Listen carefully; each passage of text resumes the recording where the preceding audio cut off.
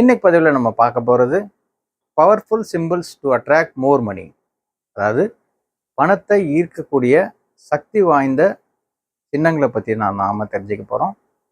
பதிவு கடைசி வரைக்கும் பாருங்கள். இது பார்த்திங்கன்னா ஒரு முக்கியமான பதிவு. அதாவது என்னென்னா, உலகத்தில் நிறைய சிம்பிள்ஸ் அவைலபிளாக இருக்குது. அதில் பணத்தை அட்ராக்ட் பண்ணக்கூடிய குறிப்பிட்ட சிம்பிள் எல்லா சமூகத்திலையும் இருக்குது.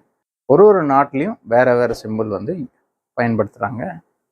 அந்த மாதிரி ஒரு 5 சிம்பிள் தான் நாம் இந்த பதிவில் தெரிஞ்சுக்க போகிறோம்.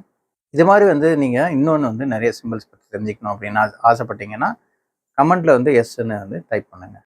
இந்த 5 சின்னங்களில் முதன்மையாக இருக்கக்கூடியது குபேர எந்திரம். குபேர எந்திரம் பயன்படுத்தக்கூடிய இடம்னு பார்த்தீங்கன்னா இந்தியா தான். குபேர எந்திரம் சொல்லும் பொழுது இது ஒரு சிக்கலான வடிவியல் எந்திரம் சொல்லுவாங்க. அது ஒரு மெட்டாலிக்காக இருக்கும்.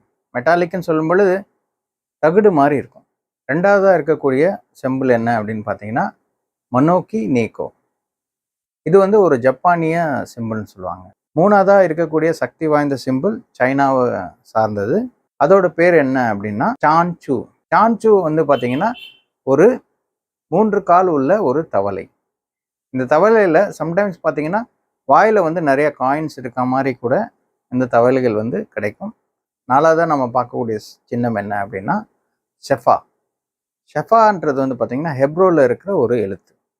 அஞ்சாவதாக நம்ம பார்க்கக்கூடியது சால்மன் டோட்டெம். இது ஒரு பூர்வீக அமெரிக்கன் யூஸ் பண்ணக்கூடிய ஒரு சிம்பிள். அமெரிக்கர்களால் பயன்படுத்தக்கூடிய ஒரு சிம்பிள். சால்மன்னு சொல்லும்பொழுது அது ஒரு மீன் இனத்தை குறிக்குது. இந்த பதிவில் நாம் பணத்தை ஈர்க்கக்கூடிய சக்தி வாய்ந்த சின்னங்களை பற்றி தெரிஞ்சுக்கிட்டோம்.